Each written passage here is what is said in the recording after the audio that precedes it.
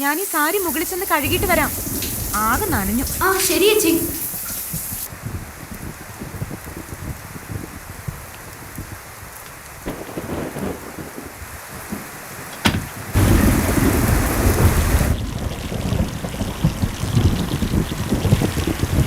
എന്തൊരു മഴയാ ഇത്.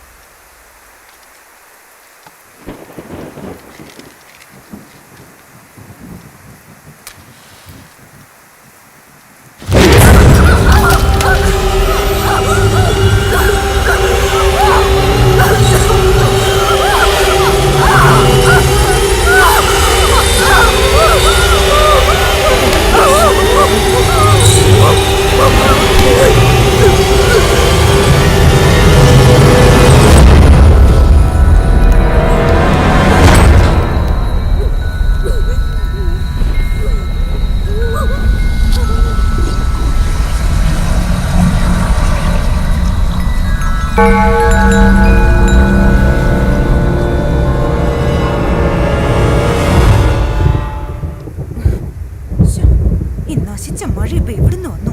കറണ്ടും പോയി. ഓ ഭാഗ്യം.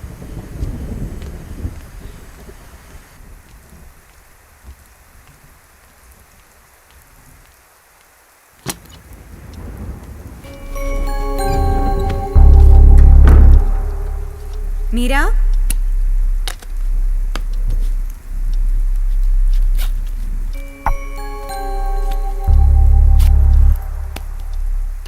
മീര,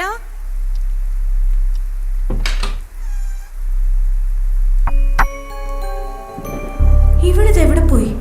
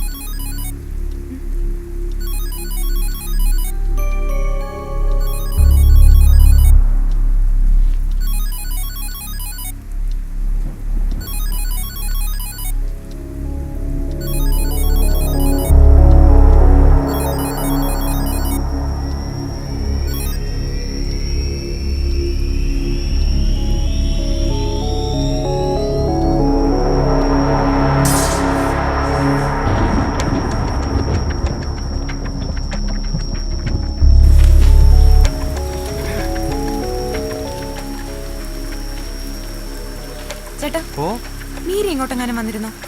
ഞാൻ കണ്ടില്ല. ഞാൻ തുണി അലക്കാൻ പോയതായിരുന്നു. തിരിച്ചു വന്നപ്പോ റൂമിൽ കണ്ടില്ല. മൊബൈലിലൊന്ന് വിളിച്ചു നോക്കാൻ പാടില്ലായിരുന്നോ? അതല്ലേ പ്രശ്നം, ഫോൺ എടുത്തിട്ടില്ല. അപ്പുറത്തെ റൂമിലേക്ക് നോക്കിയോ? ഇല്ല. അവിടെ എവിടെയെങ്കിലും കാണും, അല്ലാതെ അവിടെ പോവാനാ? ഞാൻ നോക്കട്ടെ.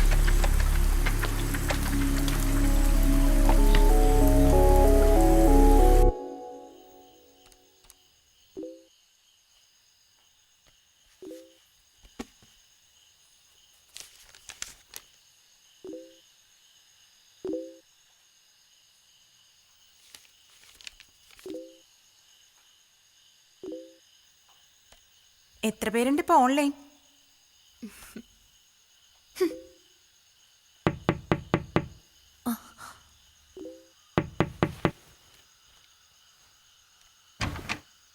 മീര, വന്നിരുന്നോ ഇങ്ങോട്ട്? ഇല്ല. എവിടെ പോയി? ഞാൻ തുണി വാഷ് ചെയ്യാൻ പോയതായിരുന്നു. പോകുമ്പോ അവള് കുളിക്കായിരുന്നു. വന്നപ്പോ റൂമിലും ഇല്ല, ഫോണും എടുത്തിട്ടില്ല. എനിക്ക് എന്തോ ഒരു വല്ലായ്മ തോന്നുന്നു. ഒന്ന് വരാമോ കൂടെ? മായേ, ഞാനിപ്പോ വരാം. കുറച്ച് കൂടുന്നുണ്ട് കേട്ടോ നിനക്ക്.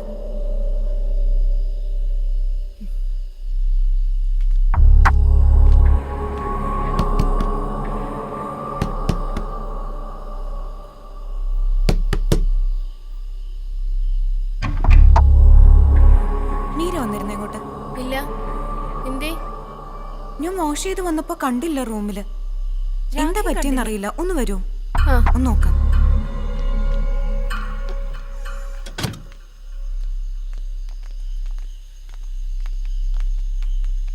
മീര ഇങ്ങോട്ട് വന്നിരുന്നോ? ഇല്ല, വന്നില്ല. ഇനി ഇത് എവിടെ പോയി? ഇനിയിപ്പോ എന്ത് ചെയ്യും പൂജ? ഒരു കാര്യം ചെയ്യാം, നമുക്ക് സെക്യൂരിറ്റിയുടെ അവിടെ പോയി അവളെ കുറിച്ച് ഒന്നുകൂടെ ചോദിച്ചു നോക്കാം. വാ ചേട്ടാ, മീര വന്നോ? കണ്ടില്ല. അവിടേക്ക് ഇനി അകത്ത് നോക്കിയോ? എങ്ങും നോക്കാനില്ല. എനിക്കറിയില്ല അവൾ എവിടെ പോയിന്ന്. പുറത്തെവിടെ പോവാനാ? നമുക്ക് കോമ്പൗണ്ടിലൊക്കെ ഒന്ന് നോക്കാം. വാ നോക്കാം, വാ.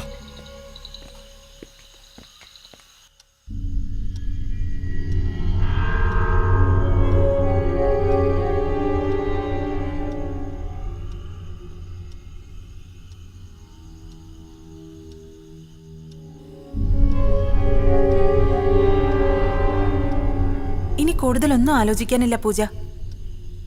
മീരയുടെ ഭർത്താവിനെ വിളിച്ച് കാര്യം പറയണതാ നല്ലത്. വീണ പറഞ്ഞതാ ശരി പൂജേ. നാളെ എന്തെങ്കിലും സംഭവിച്ചു കഴിഞ്ഞാൽ നമ്മളായിരിക്കും കുറ്റക്കാർ. ഇപ്പോൾ തന്നെ സമയം 10:30 ഇനിയിപ്പോ അതാ നല്ലത്. മീരയുടെ ഭർത്താവ് വരട്ടെ, അദ്ദേഹം തീരുമാനിക്കട്ടെ എന്താ വേണ്ടേന്ന്. അതെ, അതാ നല്ലത്.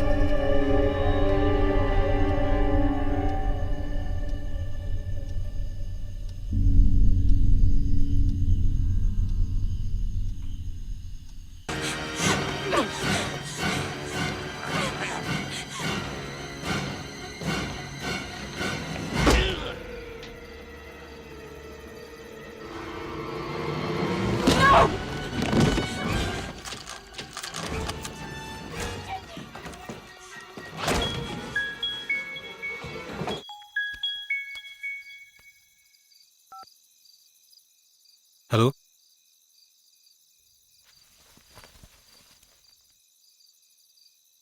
അതെ സഞ്ജയാണ്. ആ, എന്താ പൂജ?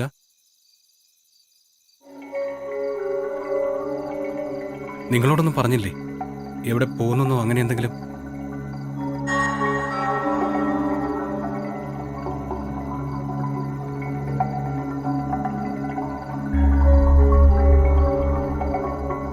ആ ശരി, ഞാൻ ഉടനെ വരാം.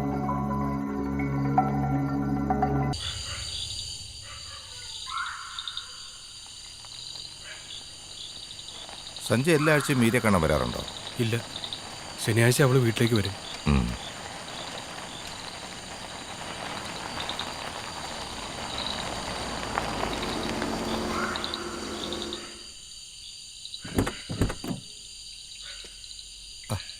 ഇവിടെ നല്ല മഴ പെയ്ത ലക്ഷണമുണ്ടല്ലോ. ഹോസ്റ്റലിലേക്ക് വണ്ടി പോകില്ലേ? പെട്ടെന്ന് എത്തുന്നത് ഈ വഴിയാ.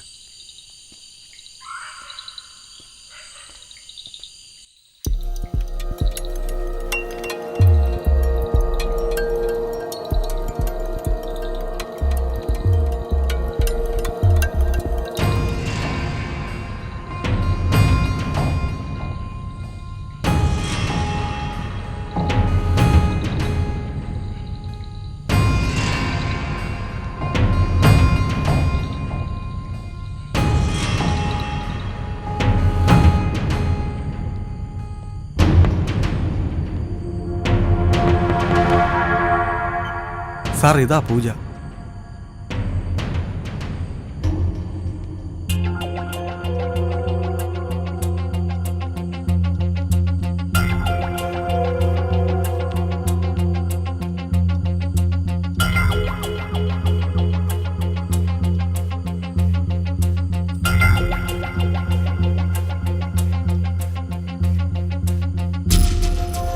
എന്താ സംഭവിച്ചത്? രാത്രി ഏകദേശം ഒരു 7-10 ആയപ്പോഴാണ് ഞങ്ങൾ ഹോസ്റ്റലിൽ എത്തിയത്.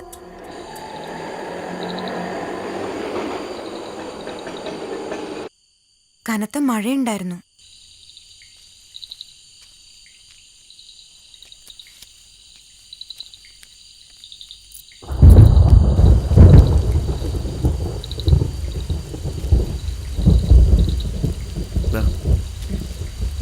വാ.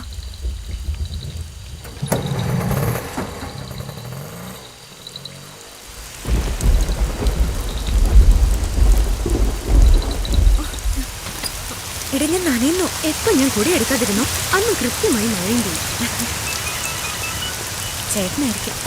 ടെക്സ്റ്റൈൽസിൽ നിന്ന് ഇറങ്ങിയപ്പോ ഞാൻ പറഞ്ഞതാ മഴ പെയ്യാൻ സാധ്യതയുണ്ട്, പെട്ടെന്ന് പോവാന്ന്. നിന്റെ സംസാരം കേട്ടാ തോന്നും ഞാൻ നിമിത്തമാ മഴ പെയ്തെന്ന്. ചേച്ചി നിമിത്താ മഴ പെയ്തേന്നല്ല, ചേച്ചി നിമിത്താണ് മഴ നനഞ്ഞതെന്ന്. ആഹാ.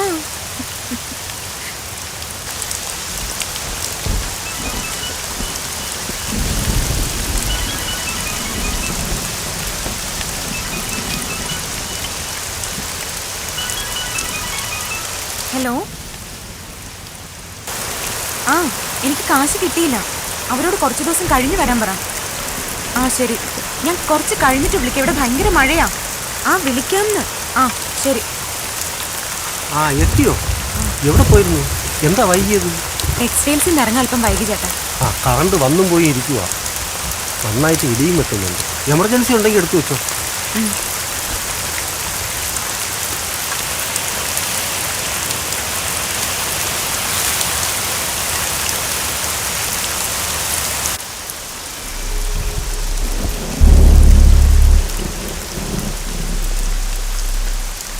ഞാനത് പറഞ്ഞതാ.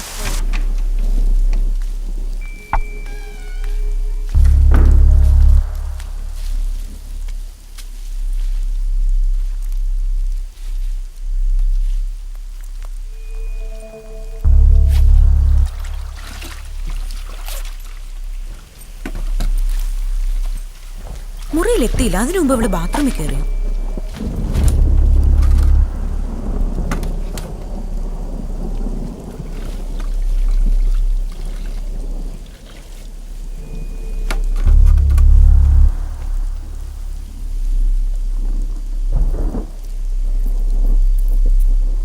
മീരെ, ഞാൻ ഈ സാരി മുകളിൽ ചെന്ന് കഴുകിയിട്ട് വരാം. ആകെ നനഞ്ഞു. ആ ശരി ചേച്ചി.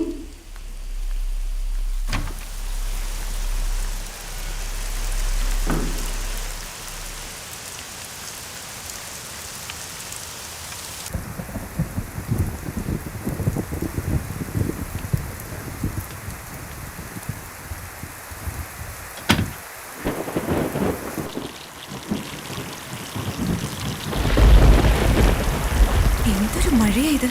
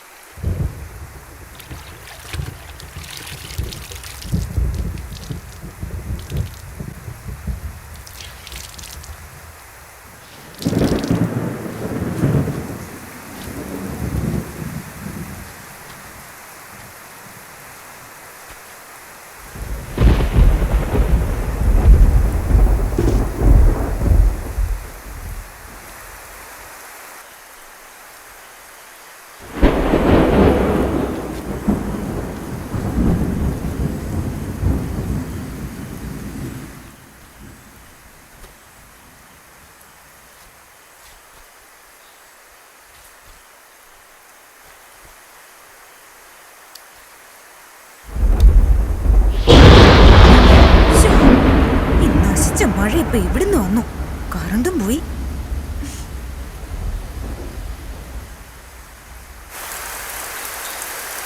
ഓ ആകെ.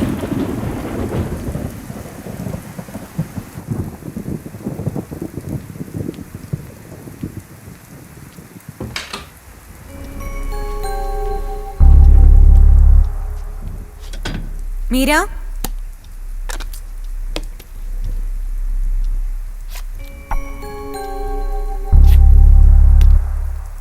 മീര, ഇവള് അവളിത് എവിടെ പോയി?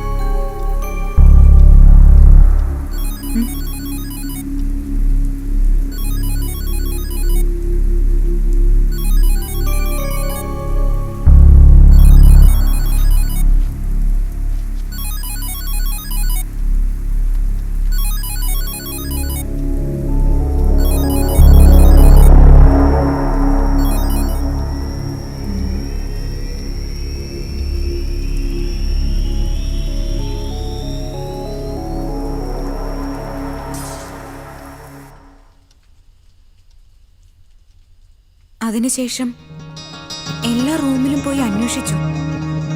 പക്ഷേ എവിടെയും മീര ചെന്നിട്ടില്ലായിരുന്നു. പിന്നീട് സെക്യൂരിറ്റി ചേട്ടനും ഞങ്ങളെല്ലാവരും കൂടി ഹോസ്റ്റൽ കോമ്പൗണ്ട് മുഴുവൻ അരിച്ചു പെറുക്കുകയും ചെയ്തു. പക്ഷേ മീര കണ്ടില്ല. പൂജ റൂമിലേക്ക് തിരിച്ചു വന്നപ്പോ മീര റൂമിലില്ലായിരുന്നു പറഞ്ഞല്ലോ.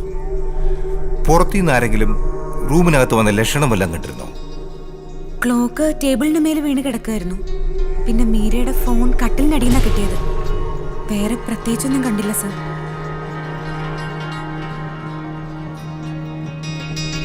മീരയ്ക്ക് ഇവിടെ സുഹൃത്തുക്കളായിട്ട് ആരെങ്കിലും ഉണ്ടോ? I mean boy friends? ഇല്ല, അങ്ങനെ ഒരു ഫ്രണ്ടും എൻ്റെ അറിവിലില്ല സർ. ഇതിനു മുമ്പ് എപ്പോഴെങ്കിലും എവിടെയെങ്കിലും പോയിട്ടുണ്ടോ? ഇതുപോലെ പറയാതെ മറ്റോ? ഇല്ല സർ. പരിചയമില്ലാത്ത ഏതെങ്കിലും നമ്പറിലേക്ക് വിളിക്കുകയോ അല്ലെങ്കിൽ കോള് വരികയോ ചെയ്തിട്ടുണ്ടോ നോക്കൂ.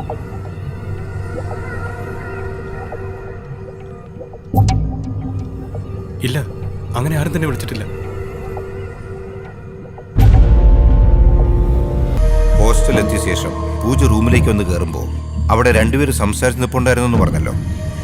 ഉവ്വ്, വീണയും രാഖയും. അവരെ എനിക്കൊന്ന് കാണണം. ഉവ്വ് സർ.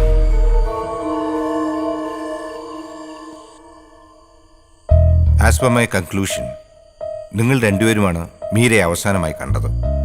മീൻസ് പൂജ മുറിയിലേക്ക് കയറുമ്പോൾ മീര കുളിച്ചുകൊണ്ടിരിക്കുകയാണ്. മീരയുടെ ശബ്ദം മാത്രമാണ് പൂജ കേട്ടത്. എന്നാൽ മീര റൂമിലേക്ക് കയറുന്നത് നിങ്ങൾ രണ്ടുപേരും കണ്ടിട്ടുണ്ട്. ശരിയല്ലേ?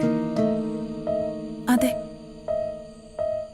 അവസാനമായി മീരയെ കണ്ടത് ഒന്ന് വിശദീകരിക്കാമോ? കനത്ത മഴയുണ്ടായിരുന്നു. ഞാൻ ഇടനാഴിയിലൂടെ നടന്നു വരികയായിരുന്നു. ഞാൻ വരുമ്പോ ഹോസ്റ്റലിന്റെ എൻട്രൻസിൽ പൂജ ആരോടോ ഫോണിൽ സംസാരിച്ചുകൊണ്ട് നിൽപ്പാ. അപ്പൊ സമയം 7 മണി കഴിഞ്ഞിരുന്നു. 7:10 7:15 ആയി കാണണം. ഞങ്ങൾ അവിടെ നിന്ന് സംസാരിക്കുമ്പോൾ മീര വാതിൽ തുറന്ന് അകത്ത് കയറി. മീര അകത്ത് കയറി വാതിലടച്ചു കഴിഞ്ഞ് 10 മിനിറ്റോളം ഞങ്ങൾ അവിടെ നിന്ന് സംസാരിക്കുകയും ചെയ്തു. ഞങ്ങൾ അവിടെ നിന്ന് പോകുന്നതിന് മുമ്പ് തന്നെ പൂജയും റൂമിലേക്ക് വന്ന് കയറി.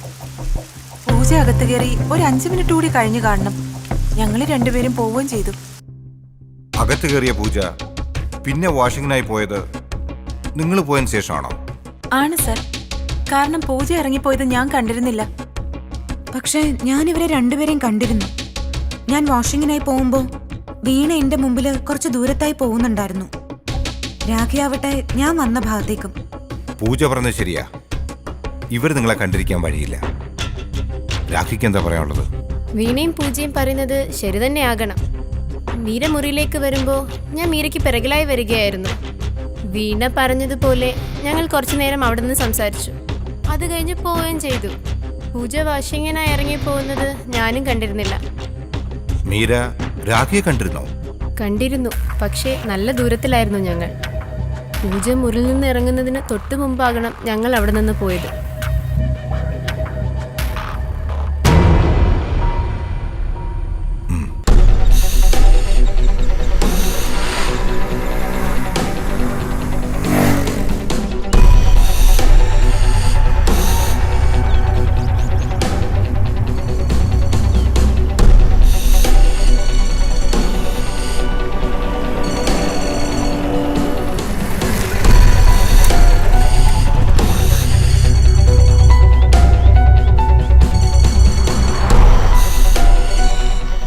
ഹലോ. ആ എന്തിനാ? ഞാനിപ്പോൾ കുറച്ച് ദൂരെയാണ്. എന്താടി, എന്താ കാര്യമെന്ന് പറ. ആ ശരി, വരാം. നീ അവിടെ തന്നെ നിൽക്ക്.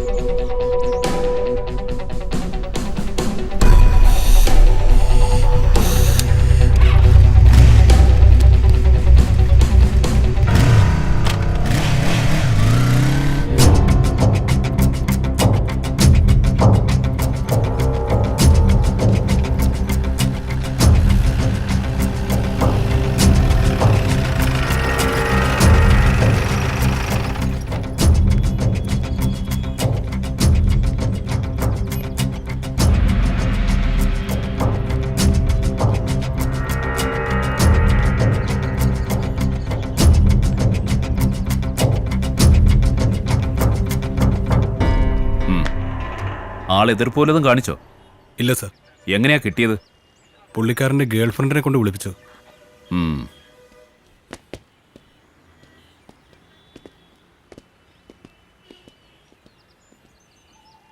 എന്താണ് നിന്റെ പേര്? Clement, Emerson Clement. I think you are a James Bond fan. Emerson Clement. ഭയപ്പെടണ്ട, ചില കാര്യങ്ങൾ ചോദിച്ചറിയാൻ വേണ്ടി വിളിച്ചതാ. എൻ്റെ പേര് സോളമൻ, CI ആണ്. ഇതെൻ്റെ ഫ്രണ്ട് റോഷൻ. കഴിഞ്ഞ 27-ാം തീയതി, അതായത് 2 ദിവസം മുമ്പ്, ഹോട്ടൽ ഇന്റർനാഷണൽ റൂം എടുത്തിരുന്നു അല്ലേ? അതെ, എടുത്തിരുന്നു. ആരൊക്കെ ഉണ്ടായിരുന്നു? എൻ്റെ കൂട്ടുകാരുണ്ടായിരുന്നു 2 പേർ. ഞങ്ങൾ ഇടയ്ക്ക് അവിടെ കൂടാറുള്ളതാ. എത്ര മണിക്കാണ് നിങ്ങൾ ചെക്കൗട്ട് ചെയ്തേ? വൈകിട്ട് ഒരു 4:30 കാണും. അത് കഴിഞ്ഞ് ഫ്രണ്ട്സ് പോയി, ഞാൻ വീട്ടിലേക്കും. ക്ലെമന്റിന്റെ അച്ഛൻ എന്താ ജോലി? ബിസിനസ്സാ. എന്ത് ബിസിനസ്? ഗോൾഡിൻ്റെ. You mean jewellery? അതെ. എത്ര ബ്രാഞ്ച് ഉണ്ട്? 12 ബ്രാഞ്ച്. എവിടെയൊക്കെ? മിക്ക ജില്ലകളിലും ഉണ്ട്. അന്ന് റൂം ചെക്കൗട്ട് ചെയ്ത് കൂട്ടുകാരെ വിട്ട ശേഷം ആരെ കാണാനാണ് ക്ലെമന്റ് വീണ്ടും റൂമിലേക്ക് വന്നത്? നോ, ഞാൻ തിരിച്ചു പോയിട്ടില്ല. നിങ്ങൾ എന്ത് കാര്യത്തിനാണ് എന്നെ ചോദ്യം ചെയ്യുന്നത്? ഞാൻ ആരാണെന്ന് നിങ്ങൾക്ക് അറിയില്ല. സി ക്ലെമന്റ്, എനിക്ക് ക്ലെമന്റിനോട് വ്യക്തിപരമായി യാതൊരു വിരോധവുമില്ല. ക്ലെമന്റിനെ നിഷേധിക്കാം. ഞാൻ ക്ലെമന്റിനെ തല്ലാനോ കൊല്ലാനോ ഒന്നും പോകുന്നില്ല. അതല്ല എൻ്റെ ശൈലി. പക്ഷെ ക്ലെമന്റിന് സത്യം മറച്ചു വയ്ക്കാൻ കഴിയാത്ത വിധം എല്ലാ തെളിവുകളും എന്റെയിലുണ്ട്. ഇപ്പൊ ക്ലെമന്റിനെ ഞാൻ പറഞ്ഞയച്ചാലും തീർച്ചയായും മറ്റൊരാൾ ക്ലെമന്റിനെ തേടി വരും. നോ സർ, ഞാൻ തിരിച്ചു പോയിട്ടില്ല.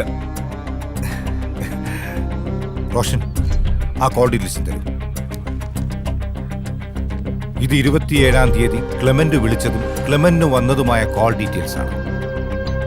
അന്നേ ദിവസം രാവിലെ 10 മണിക്ക് ക്ലെമന്റ് ഒരു പൂജയെ വിളിച്ചു. പൂജ ഉച്ചയ്ക്ക് 2 മണിക്ക് ക്ലെമന്റിനെയും, വീണ്ടും ക്ലെമന്റ് 5 മണിക്ക്, പിന്നീട് 5:45-നും പൂജ വിളിച്ചിട്ടുണ്ട്. മാത്രമല്ല തലേ ദിവസം രാത്രി 10:30-നാണ് ഹോട്ടൽ ഇന്റർനാഷണൽ വിളിച്ച് ക്ലെമന്റ് റൂം ബുക്ക് ചെയ്തിരിക്കുന്നത്. അന്നേ ദിവസം വൈകിട്ട് 6:10-ഓടെ ക്ലെമന്റിനെ കാണാൻ വേണ്ടി ഹോട്ടൽ ഇന്റർനാഷണലിലെ ഫ്രണ്ട് ഓഫീസിൽ പൂജ റൂം നമ്പർ ചോദിച്ചത് അവിടുത്തെ സ്റ്റാഫ് ഐഡന്റിഫൈ ചെയ്തിട്ടുണ്ട്. ഇനി ഒരുപാട് തെളിവുകൾ എനിക്ക് നിരത്താനുണ്ട്. അതിനുമുമ്പ് വളച്ചുകെട്ടില്ലാത്ത കാര്യം ഞാൻ ചോദിക്കാം.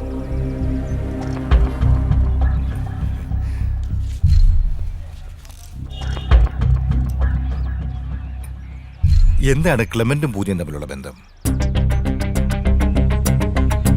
എന്തിനാണ് നിങ്ങൾ രണ്ടുപേരും കൂടി ചേർന്ന് ഒരു പാവം പെണ്ണിനെ കൊന്നത്?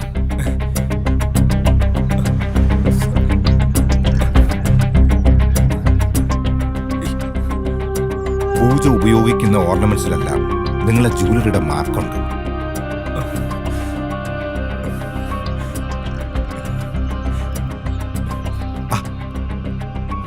കരയാതിരിക്കൂ. നിങ്ങൾക്കുള്ള ശിക്ഷ വിധിക്കുന്നത് ഞാനല്ല. കരയാതെ കാര്യം പറ. അവരെ ഞാൻ ആദ്യമായി കാണുന്നത് ഒരു ഫ്രണ്ടിന്റെ കൂടെ ടെക്സ്റ്റൈലിൽ ചെന്നപ്പോഴാ. ആരെ? പൂജയെ. എത്ര കാലം മുമ്പ്? 6 6-7 മാസമായി കാണും.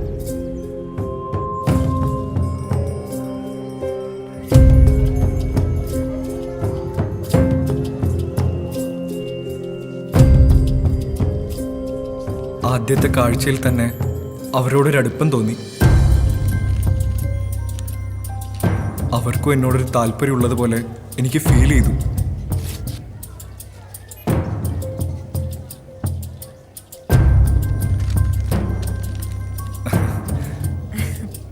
Okay bye. ബൈ.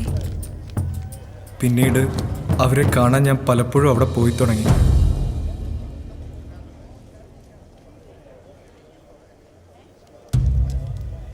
ഒരു ദിവസം ഞാൻ വാങ്ങിയ ജീൻസിൻ്റെ ടാഗിൽ പൂജ അവരുടെ നമ്പർ കുറിച്ച് തന്നു. അതോടെ ഞങ്ങളുടെ ബന്ധം അതിരുകളില്ലാതെ വളർന്നു.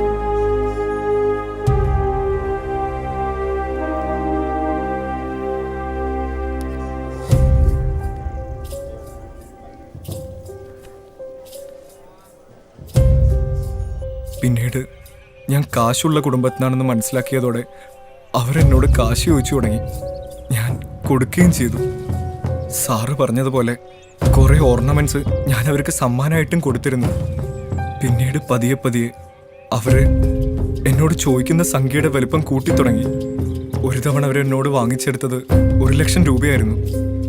അതിനവർ പറഞ്ഞ ന്യായം എന്തോ ഡയമണ്ട് നെക്ലസ് വാങ്ങണമെന്നായിരുന്നു. പക്ഷേ പിന്നെ അവരെന്നോട് പണം ചോദിച്ചുകൊണ്ടിരുന്നു. ഞാൻ കൊടുത്തില്ല. 1 മാസം മുമ്പ് അവരെന്നോട് ചോദിച്ച എമൗണ്ട് 10,00,000 രൂപയായിരുന്നു. എനിക്ക് അത് നൽകുവാൻ കഴിയുമായിരുന്നില്ല. അവരെന്നെ ഭീഷണിപ്പെടുത്തി. പക്ഷേ അപ്പോഴും പൂജയെ പൂർണ്ണമായി ഒഴിവാക്കാൻ പറ്റാത്ത വിധം ഞാൻ അടുത്തിരുന്നു. എത്ര ഭീഷണിപ്പെടുത്തിയാലും ഞാൻ അവരെ പിന്നെയും വിളിക്കുമായിരുന്നു. അത്രമാത്രം എനിക്കവർ ലഹരിയായിരുന്നു.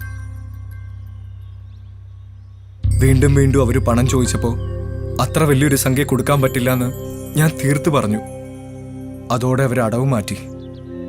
ഒരു ദിവസം ഞാൻ വിളിച്ചത് പ്രകാരം അവർ ഹോട്ടൽ സീഷോറിലേക്ക് വന്നു.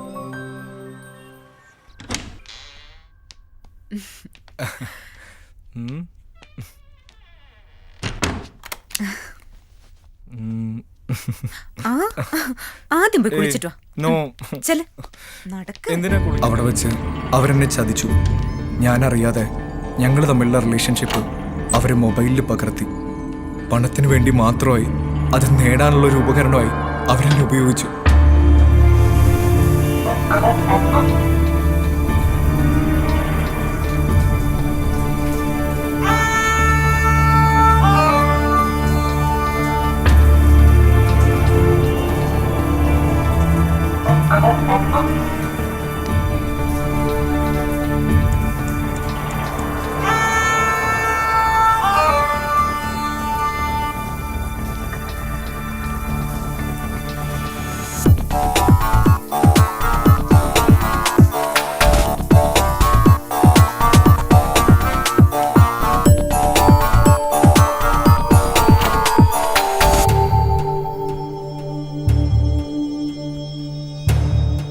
അവരെന്നെ പലവട്ടം ഭീഷണിപ്പെടുത്തി. ഒരു ദിവസം ഞാനും പൂജയും കാറിൽ വന്നുകൊണ്ടിരിക്കുകയായിരുന്നു. എന്തിനാ സൗണ്ട് കുറച്ചേ? ഞാൻ പറഞ്ഞ ക്യാഷിന്റെ കാര്യം എന്തായി? പൂജയ്ക്ക് എന്താ കഥയില്ലേ? എൻ്റെ കയ്യിൽ ഇവിടുന്ന് എത്രയും ക്യാഷ്? 10,00,000 രൂപ. ഉള്ള ക്യാഷ് മുഴുവൻ ഞാൻ പൂജയ്ക്ക് തന്നില്ലേ? അല്ലെങ്കിലും നിങ്ങൾക്ക് എന്നെ വേണ്ട, എൻ്റെ ക്യാഷ് മാത്രം മതി. നീ വിചാരിച്ച 10 ലക്ഷം അല്ല 10 കോടി വേണമെങ്കിലും ഉണ്ടാക്കാം. നിങ്ങൾക്ക് എന്താ ഭ്രാന്താണോ? എത്ര തവണ ഞാൻ പറഞ്ഞു എൻ്റെ കയ്യിൽ ക്യാഷ് ഇല്ലാന്ന്? അതേടാ, എനിക്ക് ഭ്രാന്താ. പറയുന്നത് അനുസരിച്ചില്ലെങ്കിൽ കൊന്നു കളയുമ്പില്ല ഞാൻ.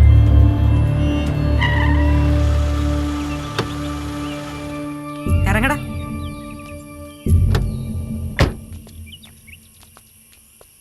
നിനക്ക് ഞാനൊരു സാധനം കാണിച്ചു തരാം. നീ ഫോൺ എടുത്ത് ബ്ലൂടൂത്ത് ഒന്ന് ഓണാക്ക്. എടുത്ത് ഓണാക്കടാ.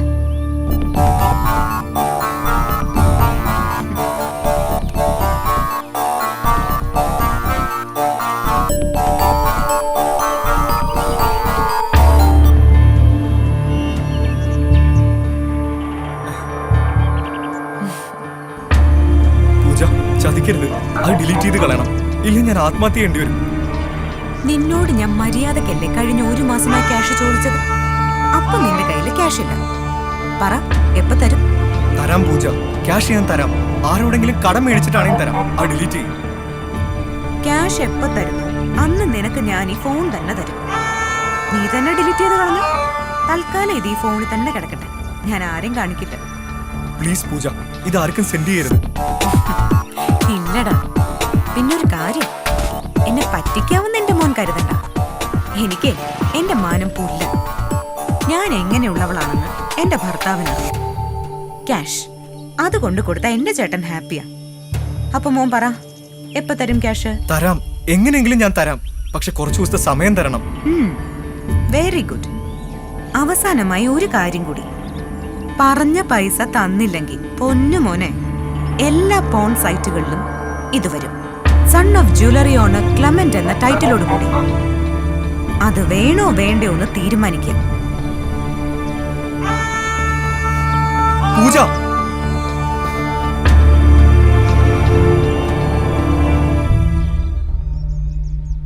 അതിനുശേഷം ഫോണിൽ ബന്ധപ്പെട്ടിരുന്നെങ്കിലും പിന്നീട് അവരെ നേരിട്ട് കാണുന്നത് സാറ് പറഞ്ഞ പോലെ 2 ദിവസം മുമ്പ് ഹോട്ടൽ ഇന്റർനാഷണൽ വെച്ചാണ്.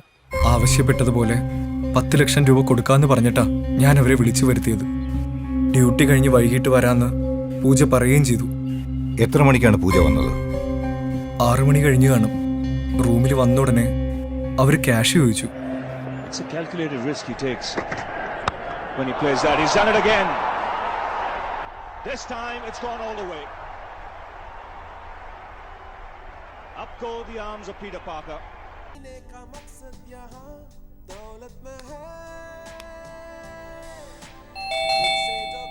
Yes, come in.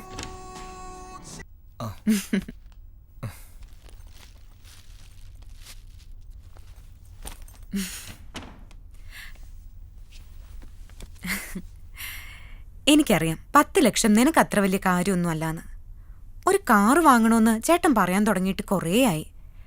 വാങ്ങുമ്പോൾ നല്ലത് തന്നെ വാങ്ങാന്ന് ഞാനും പറഞ്ഞു.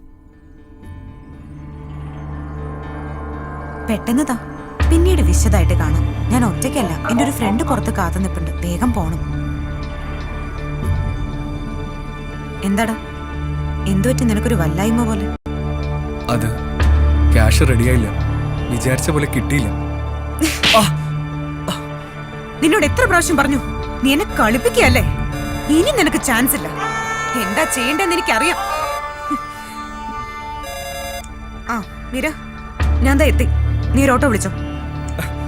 പൂജ നിക്ക്, പൂജ ഒരു കാര്യം പറയട്ടെ.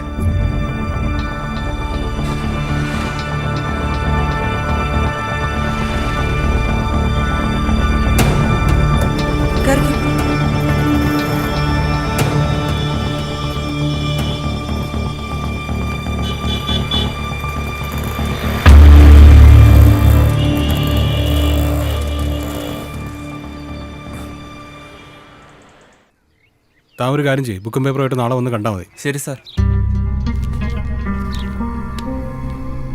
അതിനുശേഷം പിന്നീട് എന്ത് സംഭവിച്ചു? എങ്ങനെയെങ്കിലും അവരുടെ കാല് പിടിച്ചിട്ടാണെങ്കിലും ആ വീഡിയോ ഡിലീറ്റ് ചെയ്യിപ്പിക്കണമായിരുന്നു. ഞാൻ അപ്പം തന്നെ ഹോട്ടലിൽ നിന്ന് ഇറങ്ങി അവരെ ഫോളോ ചെയ്തു. നേരം ഇരട്ടി തുടങ്ങിയിരുന്നു. ചാറ്റൽ മഴയും. നേരത്തെ പലതവണ അവിടെ പോയത് കാരണം എനിക്ക് വഴി അറിയാമായിരുന്നു.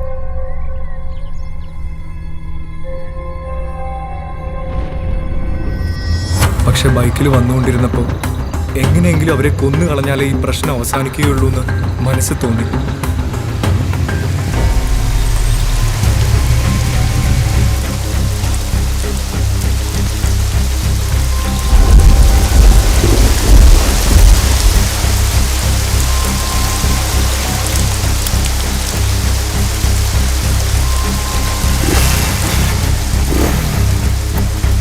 അവരുടെ സ്വഭാവം വെച്ച് പറഞ്ഞ രൂപ കൊടുത്താലും അവരെന്നെ വിടില്ലായിരുന്നു. പൂജ അന്ന് തന്നെ കൊല്ലണമെന്ന് ഞാൻ തീരുമാനിച്ചു. ഹലോ, ആ ശരി, നീ കുറച്ച് കഴിഞ്ഞ് വിളിക്കാം. ഇവിടെ ഭയങ്കര മഴയാ. ആ വിളിക്കാമെന്ന്.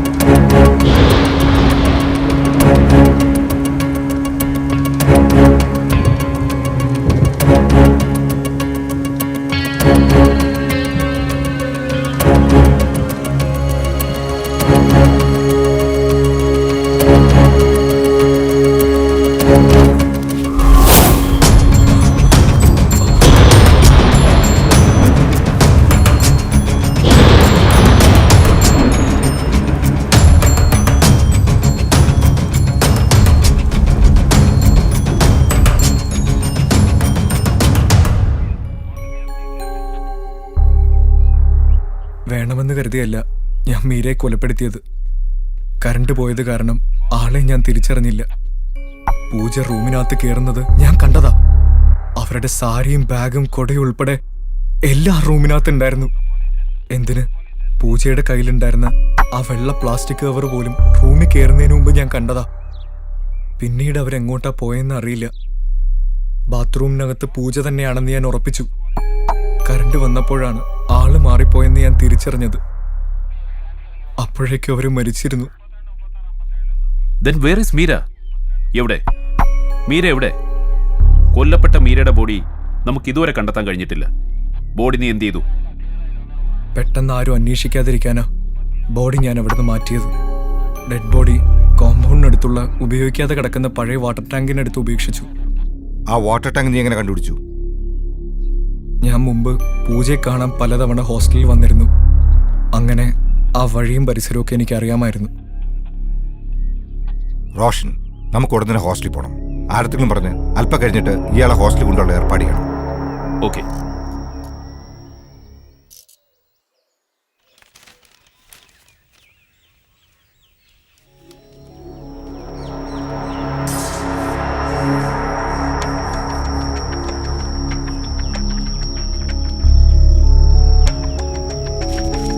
ഇവിടെ എവിടെയാണ് വാട്ടർ ടാങ്ക്?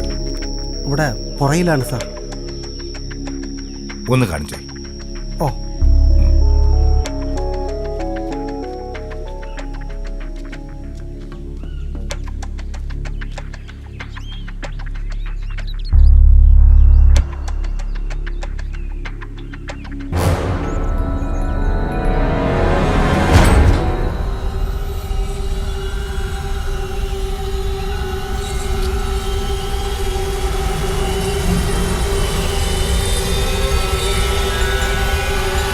പൂജ എവിടെയുണ്ട്?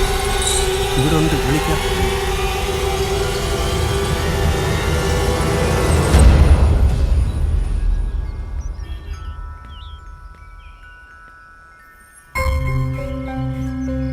സാർ എന്തിനാ കാണണോന്ന് പറഞ്ഞത്? പൂജയ്ക്ക് എന്താ 10 ലക്ഷം രൂപയുടെ അത്യാവശ്യം? നിങ്ങൾക്ക് എന്തായാലും ഭാഗ്യമുണ്ട്. തലനേരക്കാണെങ്കിലും രക്ഷപ്പെട്ടു. പകരം ഒരു പാവം പെണ്ണ് ബലിയാടായി. മീര മീര മീര കൊല്ലപ്പെട്ടു.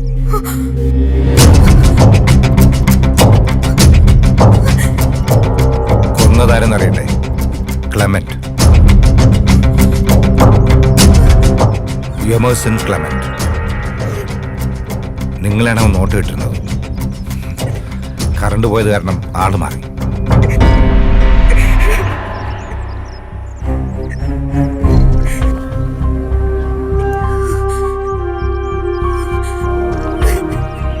ക്ലെമന്റ് എല്ലാം എന്നോട് പറഞ്ഞു.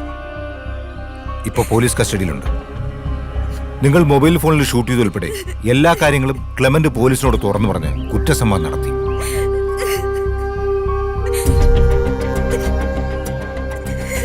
തെളിവെടുപ്പിനാ ഇപ്പൊ ഇങ്ങോട്ട് കൊണ്ടുവരും. ഇനി കരുതിട്ട് എന്ത് കാര്യം? നിങ്ങൾ 10 ലക്ഷം രൂപ ആവശ്യപ്പെട്ടത് കാറ് മേടിക്കാൻ വേണ്ടിയായിരുന്നു എന്നാണ് ക്ലെമന്റ് പറഞ്ഞത്. അത് ശരിയാണോ?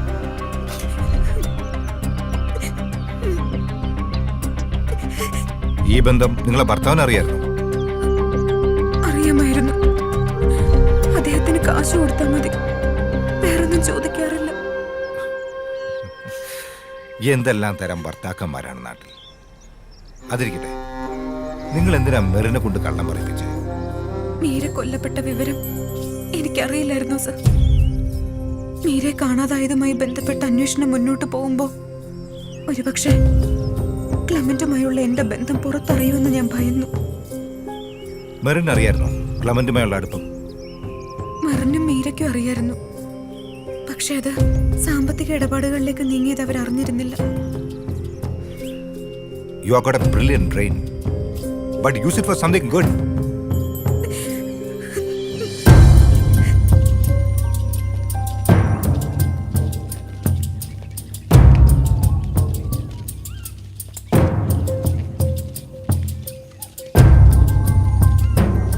എവിടെയാണ്?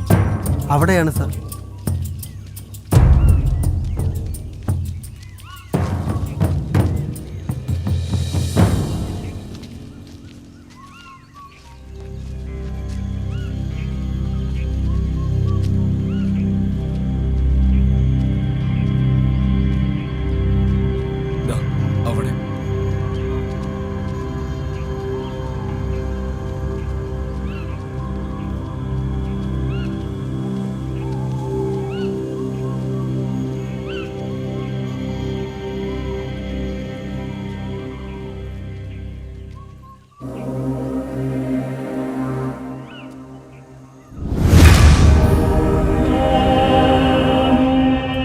ഓട്ടത്തിനുള്ള ഏർപ്പാട് ചെയ്യട്ടെ.